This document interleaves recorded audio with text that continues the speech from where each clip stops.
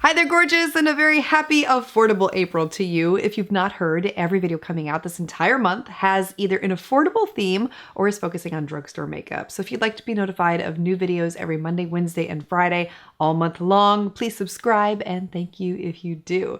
Today I'm showing you a full face of old drugstore favorites from the back of the drawer. These are products that I haven't used in months, years, and were my all-time favorites, but because of my job here and having to test out new products all the time, sometimes I don't get to use my favorites as often as I would like, and so unfortunately they get shoved to the back of the drawer, and there's only so much a person can use on a given daily basis. So I wanted to go back and rediscover some of those old favorites and share them here with you in a full face tutorial and just take a little bit of a walk down memory lane. So feel free to share your old favorites below also that maybe you've been rediscovering lately, and I hope that you will enjoy this.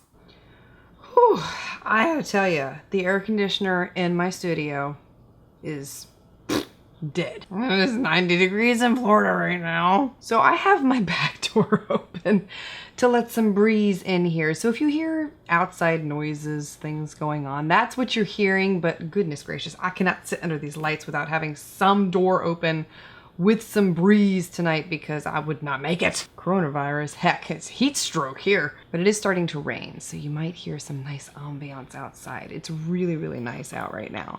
The first product I have to use, by the way, I've already applied my eyeshadow primer, so that's done. I found this at the back of my drawer. This was the product that inspired this entire video. The second that I found it, I was like, where have you been? Do you remember this one? This is from L'Oreal in the shade Burst into Bloom. Oh, right when I saw it, I was like, yes! I wish there were more purples like this in the drugstore.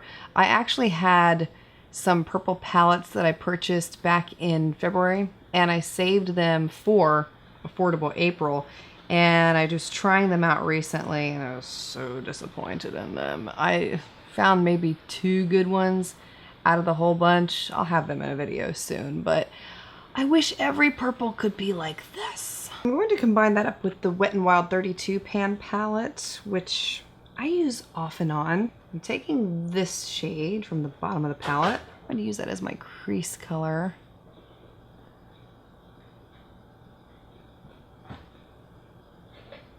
Then I'm going with another old one from L'Oreal. This is one of their infallible shades in Smoldering Plum.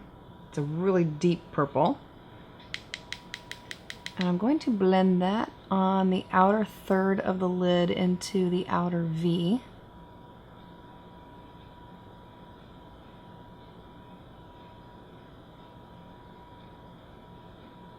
I went ahead and added a purple eyeliner onto my waterline. It's not drugstore, so I apologize about that, but it is a product I haven't used in a long while. And this is a MAC pencil. It's in the shade Designer Purple. It's gorgeous.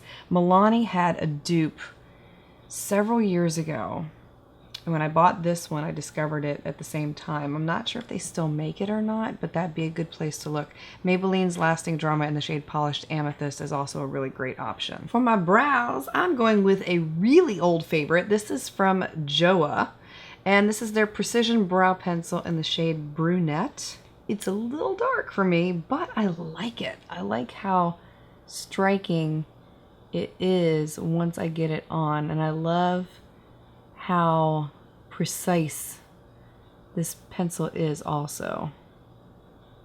For my lashes, I went with an old pair. I have not worn these in so long. These are from my lash line. I'll have them linked below if you're interested. These are in the style Jet Black, named for my son. Very dramatic, just like him.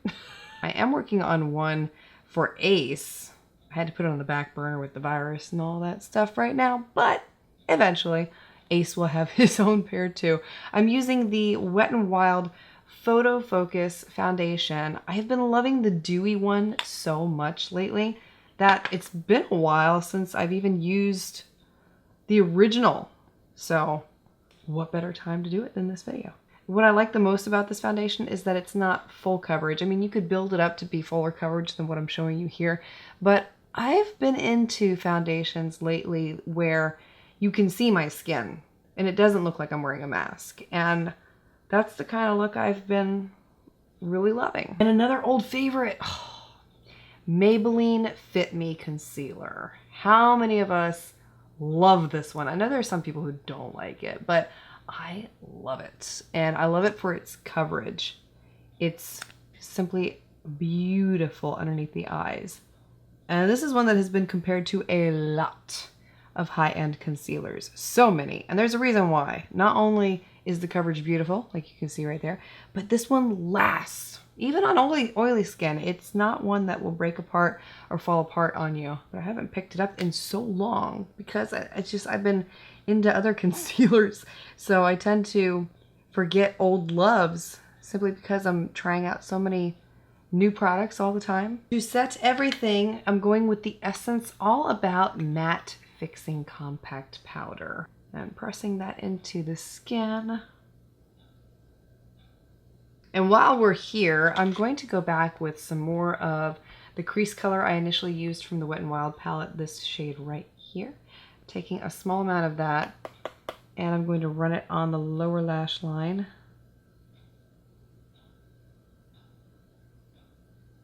And for my contour today, I'm going to use an old one from Colourpop. Not sure of the name of this one. I'm going to have to go back and research it a little bit because I bought the palette from Colourpop and then the contour shade came separately. So it didn't actually come in this. You know, you have to buy them separately. So, and I can't pop it out either, so I don't know what the name is.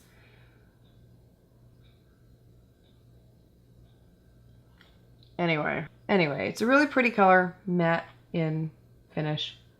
And I love Colourpop makeup products. For my blush, I'm going in with Essence's Satin Touch Blush. This is in the shade Satin Coral, and it's a beautiful light peach, very pigmented, and this is one of the few Essence products that will not fade, which is so nice to see because I've tried many of their blushes in the past and they always are gone by the end of the day. This one stays true, which is really nice to see. And then for my lips, I'm going with one that I have not used in a long while. This is from LA Girl. It's one of their Lipify lipstick pencils. And the shade that I'm using here is Dreamer. This is such a beautiful nude, but I forgot. This color is a little bit too nude for me. I remembered it being a little darker. So what I'm going to do is add in a lip liner. Can't talk. And the one that I'm going to go with is Rimmel's Addiction. Yeah, see, it's a lot better than if you just applied it straight on. But these are great because the formula is such a creamy, soft texture. And like I said, it's like a lip liner and a lipstick in one. And they have so many different shades in this line.